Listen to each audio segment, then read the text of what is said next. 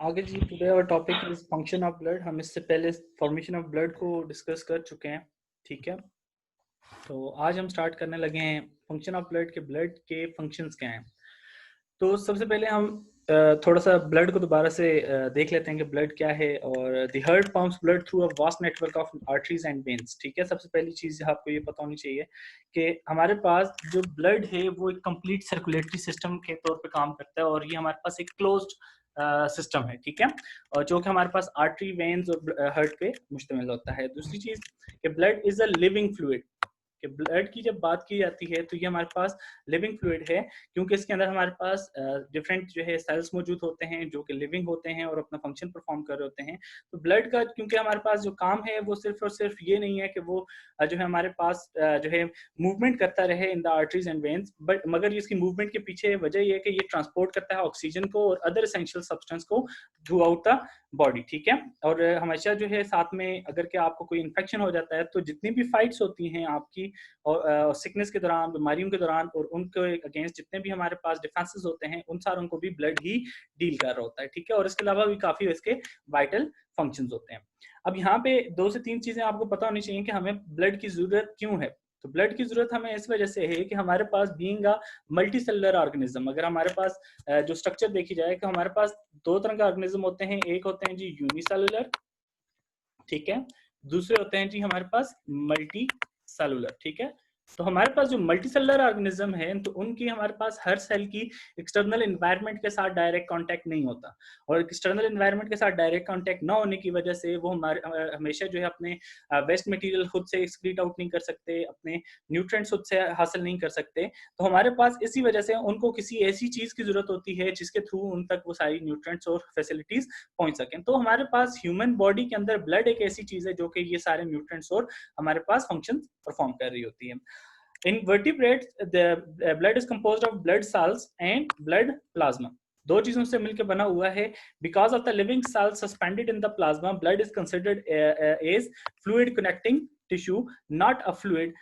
It is only fluid tissue in the body. कि हमारे पास अगर बात की जाए तो हमारे पास बॉडी के अंदर सिर्फ और सिर्फ ब्लड ही एक ऐसा जो है टिश्यू है जो कि हमारे पास जो है फ्लूइड इन नेचर होता है। ठीक है, और इसका कनेक्टिव टिश्यू इस वजह से कहा जाता है कि ये हर एक सेल को दूसरे के सेल के साथ कनेक्ट कर होता है। अगर हम बात करते हैं हमारे पास डिफरेंट हार्मोन्स के ग्लैंड्स होते हैं, तो वो ग्लैंड्स हमारे पास क्या है, सिक्रीशंस कर रहे होते हैं हमारे पास किसके अंदर, आपके ब्लड के अंदर। ठीक है, और ब्लड हमारे पास क्या करता है, फिर उसको ट्रांसपोर्ट करता है, लेके जाता है दूसरे सेल तक। ठीक है, तो वहां पे हमारे पास जितना भी उसने फंक्शन परफॉर्म करना होता है वो वहां पे परफॉर्म कर रहा होता है। तो इस तरह से ब्लड जो है एक सेल को जो है जो कि बॉडी के किसी और कॉर्नर पे मौजूद है उसको बॉडी के किसी और सेल के साथ कनेक्ट कर देता है। That is why blood is termed as connecting tissue.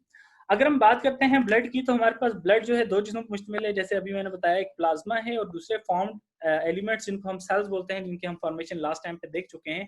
Plasma जो होता है अप्रोक्सीमेटली 55% होता है, जबकि हमारे पास बाकी सेल्स जो हैं ये हमारे पास 45% अप्रोक्सीमेटली मौजूद होते हैं। ठीक है, अच्छा, अब अगर हम इसके फंक्शंस की तरफ आते हैं तो very first function, blood provides the body cells with oxygen and remove carbon dioxide. एक कंप्लीट हमारे पास सर्कुलेटरी सिस्टम बना हुआ होता है, और हमारे पास क्या है, सबसे पहले हमारे पास ब्लड जो है लंग्स के से ऑक्सीजन हासिल करता है। ठीक है, वहां पे जाता है, ये ऑक्सीजनेट होता है, और वहां से हमारे पास ये इस ऑक्सीजन को लेके ट्रेवल करता है to all parts of the body.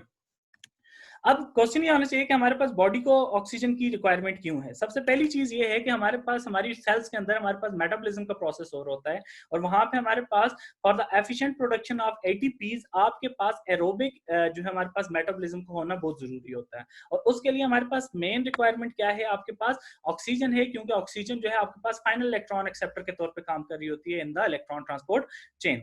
तो जब ऑक्सीजन वहां पे पहुंचती है तो वहां पे हमारे पास जितने भी सेल्स हैं वो एफिशिएंट प्रोडक्शन ऑफ एटीपीज करते हैं, और हमारे पास एज अ रिजल्ट अपनी एनर्जी डिमांड्स को फुलफिल कर रहे होते हैं। ठीक है, मगर वहां पे हमारे पास एज अ बाय प्रोडक्ट साथ में हमारे पास क्या चीज बन जाती है, कार्बन डाइऑक्साइड भी बन जाती है। अब कार्बन डाइऑक्साइड की जो नेचर है वो हमारे पास क्या है, एसिडिक इन नेचर होती है, और ये हमारे पास जब भी मिलेगी हमारे पास प्रोटॉन्स के साथ तो ये हमारे पास वीक एसिड्स की फॉर्मेशन करती है, जिसकी वजह से जो हमारे पास पीएच ऑफ द बॉडी के ऊपर बड़ा इफेक्ट पड़ता है, pH of the cell, pH of the blood, हर चीज के ऊपर इफेक्ट पड़ सकता है। तो हमारे पास उस कार्बन डाइऑक्साइड को अगेन से ट्रांसपोर्ट करना आपके लंग्स तक, और लंग्स के थ्रू फिर जो है हमारे पास इसको रिस्पायर आउट कर देना, ये हमारे पास इस पूरे प्रोसेस की के अंदर कौन इन्वॉल्व होता है, आपका ब्लड इन्वॉल्व होता है, ठीक है। तो blood transports the oxygen to the cell throughout the body and removes the carbon dioxide from the cell. तो ये मैं आपको बता चुका हूँ जी कार्बन डाइऑक्साइड क्यों प्रोड्यूस हो रही है और ऑक्सीजन की क्या रिक्वायरमेंट है। और लंग्स से हमारे पास ऑर्गन है जो कि हमारे पास कार्बन डाइऑक्साइड की रिमूवल और ऑक्सीजन की इनटेक में इन्वॉल्व होते हैं। दूसरे फंक्शन ऑफ द ब्लड की अगर हम बात करते हैं तो blood transport nutrients and hormones, कि ब्लड हमारे पास क्या ट्रांसपोर्ट कर रहा है जी, हमारे पास न्यूट्रिएंट्स को ट्रांसपोर्ट कर रहा है और हार्मोन्स को ट्रांसपोर्ट कर रहा है। तो जैसे मैंने आपको अभी बताया कि सबसे पहले आपके पास क्या है, जब भी आप कोई चीज खा रहे हो, अगर हम न्यूट्रिएंट्स की बात करते हैं, ठीक है, तो हमारे पास जितनी भी चीजें होती हैं हम उसको जो फूड इंटेक करते हैं तो डाइजेस्टिव सिस्टम में वो इंटर होती हैं, डाइजेशन का प्रोसेस होता है और उसके बाद वो स्मॉल इंटेस्टाइन पे पहुंच जाते हैं। स्मॉल इंटेस्टाइन में हमारे पास स्पेसिफिक स्ट्रक्चर्स मौजूद होती हैं जिनको हम क्या बोलते हैं, विलाय बोलते हैं, ठीक है। विलाय जो होता है हमारे पास इसके अंदर स्मॉल जो है सेल्स होते हैं जिनको हम एंडोथेलियल सेल्स बोलते हैं, और हमारे पास इसके अंदर नेटवर्क ऑफ कैपिलरीज मौजूद होता है। अब क्या होता है, according to the concentration gradient हमारे पास जितने भी न्यूट्रिएंट्स हैं, जितने भी हमारे पास फूड सब्सटेंसेस हैं या बायोमोलिक्यूल्स हैं, वो सारे के सारे हमारे पास डाइफ्यूज इन हो जाते हैं और सम टाइम वो एक्टिवली भी ट्रांसपोर्ट किए जाते हैं टू दिस ब्लड स्ट्रीम। उसके बाद हमारे पास यहाँ से ये हमारे पास कहाँ पे पहुंच जाते हैं, आपके लिवर के पास, और लिवर से ये फिर हमारे पास कहाँ पहुंच जाते हैं, आपके सर्कुलेटरी सिस्टम में इंटर हो जाते हैं और तमाम बॉडी के सेल्स तक ये पहुंच जाते हैं, ठीक है। अब इन न्यूट्रिएंट्स में शामिल क्या क्या है जी, glucose, amino acids, vitamin, minerals and fatty acid, ये सारी की सारी चीजें मौजूद होती हैं। अगर हम बात करते हैं हार्मोन्स की, ठीक है, तो हार्मोन्स का मैं आपको बता चुका हूं कि ये हमारे पास डिफरेंट ग्लैंड स्क्रीट करते हैं, कहाँ पे स्क्रीट करते हैं, आपके ब्लड में, ठीक है, और ब्लड इसको ट्रांसपोर्ट करता है टारगेट सेल तक, ठीक है। इसको मैं टीसी से रिप्रेजेंट कर रहा हूँ। टारगेट सेल पे जाके हमारे पास ये बाइंड करता है और वहां पे डिफरेंट फंक्शंस परफॉर्म कर रहा होता है। So blood is also part of our endocrine system. तीसरा जो फंक्शन है आपके ब्लड का वो है blood brings waste products to the kidney and liver. जैसे मैंने आपको बताया कि जब हमारे पास प्रोसेस ऑफ मेटाबॉलिज्म हो रहा होता है वहां पे कार्बन डाइऑक्साइड की प्रोडक्शन हो रही होती है। तो कार्बन डाइऑक्साइड की जो प्रोडक्शन हुई थी उसको तो हमारे पास रेड ब्लड सेल के थ्रू ब्लड ने ट्रांसपोर्ट कर दिया था लंग्स तक आपके, ठीक है, और जहां से आपने उसको रिस्पायर आउट कर दिया, ठीक है। तो कार्बन डाइऑक्साइड के साथ साथ आपकी बॉडी के अंदर, आपके सेल्स के अंदर during metabolism different other source of waste products भी प्रोड्यूस हो रहे होते हैं, ठीक है। तो ब्लड ट्रांसपोर्ट करता है उन सारे सब्सटेंसेस जिनको हम क्या बोलते हैं, मेटाबॉलिक एंड प्रोडक्ट्स, उन ऑर्गन्स तक जो कि इनको हमारे पास एलिमिनेट करेंगे। और ह्यूमन बॉडी में हमारे पास जो एलिमिनेशन के जो ऑर्गन्स हैं वो दो हैं। पहला है आपके पास किडनी जो मेजर रोल परफॉर्म कर रहा है और दूसरा लिवर है जो कि माइनर रोल परफॉर्म कर रहा है। अब ब्लड क्या करता है हमारे पास, अगर मैं सिंपल यहाँ पे आपको एग्जांपल दूं, जब भी आपके पास प्रोटीन या अमीनो एसिड्स की डिग्रेडेशन होती है तो उसकी वजह से हमारे पास एक चीज प्रोड्यूस होती है जिसको हम बोलते हैं NH3 अमीनो ग्रुप और अमोनियम, ठीक है। अमीनो ग्रुप की जो हमारे पास होता है इसको ऐड करवा दिया जाता है विद द ग्लूटामेट, ठीक है। जब ग्लूटामेट के साथ ये ऐड हो जाता है तो ये कन्वर्ट हो जाता है आपके पास ग्लूटामीन में, ठीक है। तो मैं स्पेसिफिकली जो है ड्रॉ कर देता हूं। आपके पास क्या था, सबसे पहले अमोनिया था, अमाइनो ग्रुप था, सॉरी, और उसको हमारे पास ऐड कर दिया जाता है विद द ग्लूटामीन, ठीक है। ये ग्लूटामीन फिर कन्वर्ट हो जाता है due to addition of amino group into glutamate में ऐड किया जाता है और ये ग्लूटामीन में कन्वर्ट हो जाता है, ठीक है। अब ग्लूटामीन हमारे पास कहाँ पे आ जाता है, आपके ब्लड के अंदर आ जाता है। ब्लड से ये ट्रांसपोर्ट होता है टू द लिवर, ठीक है। लिवर में हमारे पास पेटोसाइट्स होते हैं जो कि हमारे पास, जिनके अंदर जब ये ग्लूटामीन एंटर होता है तो वो इसको दोबारा से क्या कर देते हैं, कन्वर्ट कर देते हैं ग्लूटामेट प्लस NH3 में कन्वर्ट कर देते हैं, ठीक है। अब ये ग्लूटामेट दोबारा से आपके पास ब्लड में एंटर होगा और ब्लड से ये दोबारा आपके किधर चला जाता है, बॉडी सेल्स की तरफ चला जाता है ताकि अगेन से ये रोल परफॉर्म कर सके। जबकि हमारे पास जो अमाइनो ग्रुप आया था आपके बॉडी सेल से आपके लिवर तक पहुंचा है, वो कन्वर्ट हो जाता है जी हमारे पास by using the cycle of urea cycle जो होता है उसको यूज करते हुए इस NH3 को कन्वर्ट कर दिया जाता है जी आपके यूरिया में, और हमारे पास ये यूरिया फिर आपके पास ट्रांसपोर्ट कर दिया जाता है आपके किडनी तक, ठीक है। और किडनी फिर आपके पास इसको क्या कर देते हैं, एक्सक्रीट कर देते हैं, ठीक है। मगर अगेन याद रखना है, ये यूरिया आपकी किडनी तक डायरेक्टली नहीं पहुंच जाता, ये अगेन यूज करता है मीडियम जिसको हम क्या बोलते हैं, ब्लड। तो हमारे पास ब्लड इसी तरह से आपका ट्रांसपोर्ट का काम करेगा और आपके पास हमेशा से इसी तरह से आपके पास removal of the waste product में इन्वॉल्व होगा, ठीक है। अच्छा, अब क्या होता है, ब्लड फ्लोज जब किडनी में पहुंचता है blood through the renal arteries, ठीक है। तो आपके किडनी के अंदर क्या मौजूद है, रीनल आर्टरीज मौजूद हैं, और वही रीनल आर्टरीज हमारे पास क्या है, हमारे पास रीनल वेन तक पहुंच जाती हैं, और हमारे पास किडनी क्या करता है, वहां पे फिल्टर आउट करता है, आपके पास यूरिया भी फिल्टर आउट करेगा, यूरिक एसिड भी फिल्टर आउट करेगा, और क्रिएटिनिन भी हमारे पास फिल्टर आउट कर देगा, ठीक है। इसके अलावा वेरियस डिफरेंट प्रोडक्ट्स होते हैं, ब्लूरिबीन भी होता है, और अदर जो हमारे पास वेस्ट या हमारे पास जो टॉक्सिक कंपाउंड्स होते हैं वो भी फिल्टर आउट हो चुके होते हैं। अच्छा, और उनको फिर हमारे पास जो है रिलीज आउट करते हैं। लिवर एक इंपॉर्टेंट काम कर रहा होता है कि ये हमारे पास कुछ टॉक्सिन्स होते हैं जो कि ब्लड से ये स्क्रीट आउट करता है, तो वो इनको रिलीज कर देता है through the gall secretion into the small intestine, और वहां से ये हमारे पास इसको स्क्रीट आउट कर देगा। और during digestion it cleanses the body and enrich the body with the vitamins and send back to the rest of the body. वो जितने भी विटामिन्स आते हैं उन सारों को दोबारा जो है हमारे पास अगर वो यूजफुल हैं तो उनको बॉडी की तरफ भी भेज सकता है। और ये सारी ट्रांसपोर्टेशन में जितनी भी चीजें इन्वॉल्व हैं वो सारी की सारी कौन क्या है, उसमें मेजर रोल किसका है, आपके पास ब्लड का है। क्यों? क्योंकि आपका ब्लड जो है आपके ऑर्गन्स को कनेक्ट करे। फॉर एग्जांपल जैसे मैंने आपको अमाइनो ग्रुप की बात की, वहां पे प्रोटीन डाइजेशन या प्रोटीन डिग्रेडेशन आपके मसल सेल्स के अंदर हुई थी, तो वहां से आपका ग्लूटामीन जो बना था उसको ट्रांसपोर्ट करना आपके लिवर तक वो डायरेक्टली नहीं हो सकता था, वो आपके पास थ्रू ब्लड गया है। जो लिवर के अंदर यूरिया बना है वो यूरिया आपके किडनी तक डायरेक्टली नहीं जा सकता, वो थ्रू ब्लड गया है। ब्लड जो है हमारे पास किडनी के अंदर फिल्टर आउट भी ब्लड ही हुआ है, और उसके बाद आपके पास एक्सक्रीशंस भी हुई हैं। तो ये आपके पास अब्जॉर्प्शन हो जाएगी, ट्रांसपोर्टेशन हो जाएगी, वेस्ट का रिमूवल हो जाएगा, सारी चीजों में आपके पास जो है ब्लड जो है एक इंपॉर्टेंट रोल परफॉर्म कर रहा होता है। उसके बाद अगर हम बात करते हैं तो ब्लड रेगुलेट करता है आपके पास एसिड बेस बैलेंस। अगर हमारे पास एसिडिटी और बेसिसिटी की तरफ जाएं तो आपकी जो बॉडी के जितने भी कंपोनेंट्स होते हैं वो स्पेसिफिक पीएच के ऊपर हाईली डिपेंडेंट कर रहे होते हैं, ठीक है, कि आपकी बॉडी एसिडिक है या अल्कलाइन है, ठीक है। आपकी बॉडी जो है हमारे पास उसकी अगर पीएच देखी जाए ब्लड की तो वो हमारे पास स्लाइटली बेसिक होती है, जो कि हमारे पास 7.35 टू 7.45 के दरमियान होती है, ठीक है। मगर क्या है कि ये 7.35 टू 7.45 इस वजह से है कि ये हमारे पास due to changes in your diet, due to changes in your environment, ये हमारे पास स्लाइटली शिफ्ट होती रहती है 35 टू 45 के दरमियान, और हमारे पास कोशिश करती है कि ये क्लोज रहे हमेशा 7.4 के। मगर 0.05 का डिफरेंस इस वजह से रखा गया है कि समटाइम्स क्या होता है, डिफरेंट फिजियोलॉजिकल कंडीशंस की वजह से आपके पास थोड़ा बहुत स्लाइट पीएच में चेंज आ सकता है। Most important pH buffer system है आपकी का ब्लड, जिसमें कार्बोनिक एसिड की फॉर्मेशन हो रही होती है, जो कि हमारे पास वीक एसिड है। हम इसकी सेंसेस आगे पढ़ेंगे जब हम जो है transport of carbon dioxide and oxygen को स्टडी कर रहे होंगे।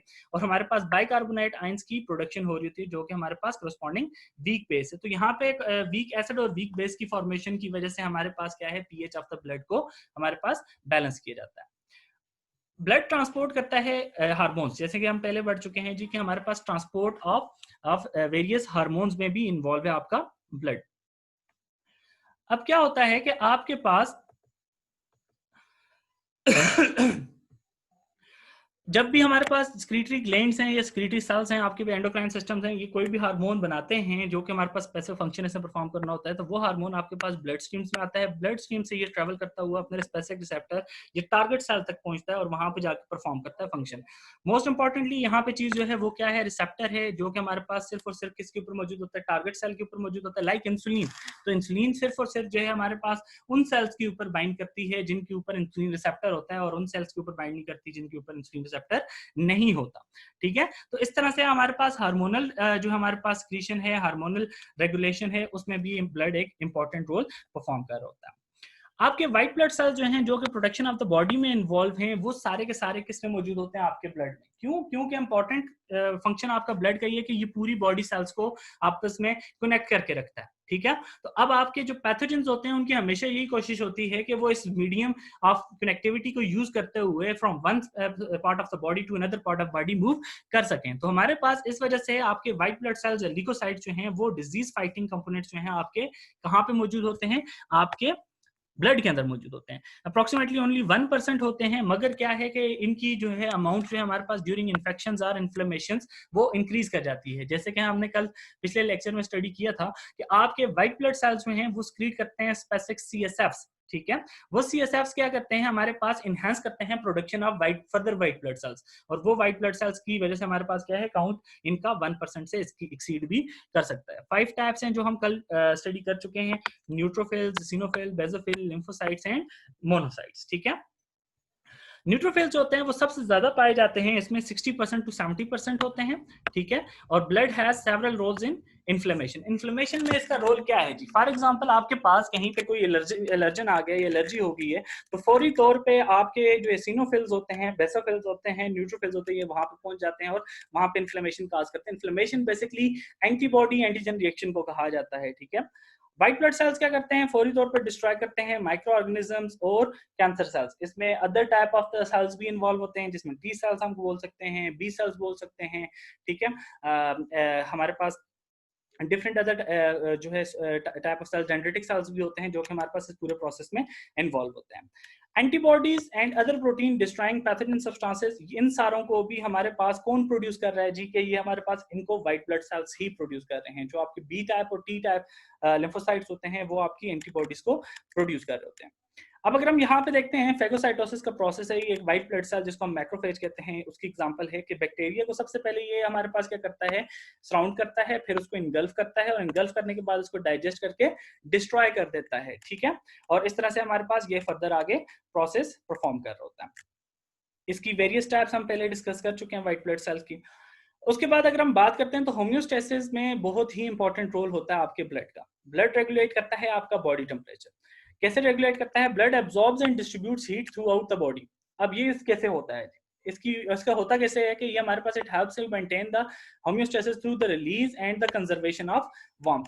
अब हमारे पास जो बॉडी टेम्परेचर है वो, आप क्योंकि ब्लड जो है पूरी बॉडी के अंदर सर्कुलेट कर रहा है, तो उसकी वजह से आपका ब्लड का जो टेम्परेचर होता है वही आपकी बॉडी का टेम्परेचर भी होता है। और आपका जो कंट्रोल सेंटर है हाइपोथैलेमस जो है, उसके अंदर से जब ब्लड गुजरता है तो वो इसको कंटिन्यूसली मॉनिटर कर रहा होता है कि आपके ब्लड का टेम्परेचर क्या है, तो उसके अकॉर्डिंग वो इस चीज को जो है कंसिडर करता है कि आपकी बॉडी का टेम्परेचर क्या होगा। तो ब्लड वेसल एक्सपेंड भी करती हैं और कंट्रैक्ट भी करती हैं जब भी हमारे पास जो है आउटसाइड ऑर्गेनिज्म आ जाए, या फिर सच एज बैक्टीरिया या इंटरनल हार्मोन और केमिकल चेंजेस हों, और इसकी वजह से आपका बॉडी का टेम्परेचर भी रेगुलेट हो सकता है। ठीक है। और वो कैसे होता है? वो इस तरह से होता है, सबसे पहले अगर हम देखते हैं तो हमारे पास ब्लड वेसल्स जो है, हमारे पास स्वेटिंग हो रही है, आपको ब्लड वेसल्स की डायलेशन होना शुरू हो जाती है। ठीक है। जब भी हीट आपकी बॉडी में ज्यादा होती है तो वहां पे आपकी जो है सबसे पहला काम क्या होता है, आपकी ब्लड वेसल्स डायलेट होना शुरू हो जाती है, और दूसरा काम क्या होता है, स्वेटिंग होना शुरू हो जाती है।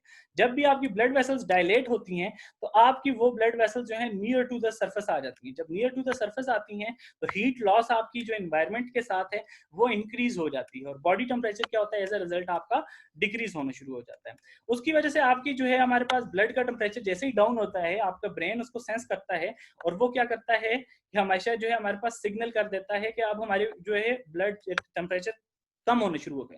तो वो क्या करता है, स्किन के अंदर जो वेसल्स हैं उनको क्या करता है, दोबारा से हमारे पास with the help of nerve जो है ऑर्डर करता है, और आपकी ब्लड वेसल्स कंट्रैक्ट करती हैं और स्वेटिंग स्टॉप हो जाती है। एज अ रिजल्ट वो सरफेस से दूर आ जाती हैं। जब सरफेस से दूर आती हैं तो आपके पास जो हीट जो है वो कंजर्व होना शुरू हो जाती है। जब हीट कंजर्व होती है तो अगेन से आपकी बॉडी का ब्लड का टेम्परेचर इंक्रीज होना शुरू हो जाता है, और उसको डिटेक्ट कर लिया जाता है किसके थ्रू, आपके ब्रेन के थ्रू, और इस तरह से आपका होम्योस्टेसिस अचीव किया जाता है। और इसमें अगर कोई भी चेंजेस होती हैं तो उस टाइम पे आपको फौरी तौर पे आपका ब्रेन उसके अकॉर्डिंग फंक्शन करना शुरू कर देता है।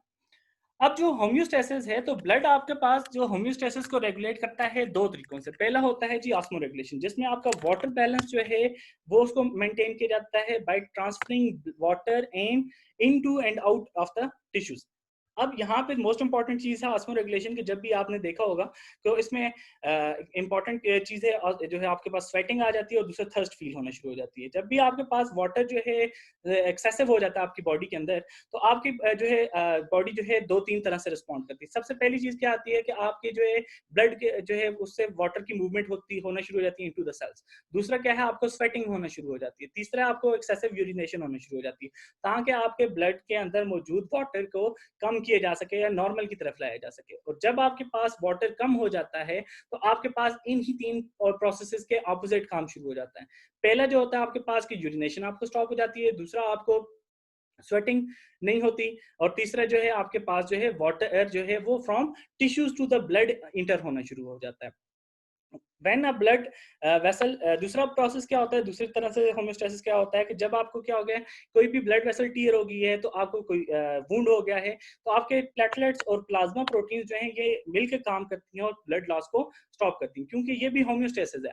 होम्योस्टेसिस में ये बात नहीं होती कि आपके पास कोई स्पेसिफिक काम होगा। होम्योस्टेसिस में क्या है कि कांस्टेंट बॉडी एनवायरनमेंट को रखना है, और आपके कांस्टेंट बॉडी एनवायरनमेंट में अप्रोक्सीमेटली आपका ब्लड लेवल भी आ जाता है। ब्लड लेवल आपका क्या है, 5 to 6 लीटर ऑफ ब्लड आपके पास मौजूद होता है आपकी बॉडी के अंदर।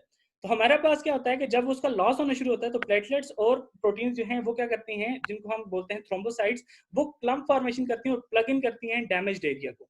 और आपके बाद उसके बाद आपकी बाकी प्रोटीन्स आती हैं, जिनको हम फिब्रिन प्रोटीन्स बोलते हैं, वो प्लेटलेट प्लग की फॉर्मेशन करती हैं। हम इंशाल्लाह इसको होम्योस्टेसिस ऑफ द ब्लड में इसको देखेंगे, ये प्रोसेस किस तरह से होता है। तो हमारे पास क्या होता है, ब्लड लॉस को स्टॉप किया जाता है, प्रिवेंट किया जाता है, और आपके पास constant level of the blood को मेंटेन किया जाता है। तो इस तरह से भी आपकी बॉडी का होम्योस्टेसिस किया जाता है। तो आज का टॉपिक यहीं तक था। इंशाल्लाह जो है फिर इसके बाद फर्दर आगे देखेंगे। तो अब आप लोगों के जो क्वेश्चंस हैं आप लोग